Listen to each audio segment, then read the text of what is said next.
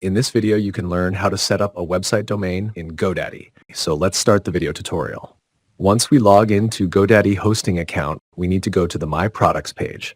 And in this page, we need to scroll down to the web hosting section and click Manage button.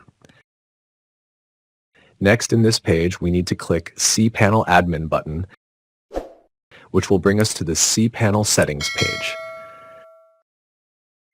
In cPanel Settings, we need to click and enter Domain section. In this page, you will find all website domain set up in Godaddy. Next, we need to click this Create a New Domain button. And next, in this page, we can enter our website domain in the field and click Submit button. And done. The website domain has been successfully set up in Godaddy.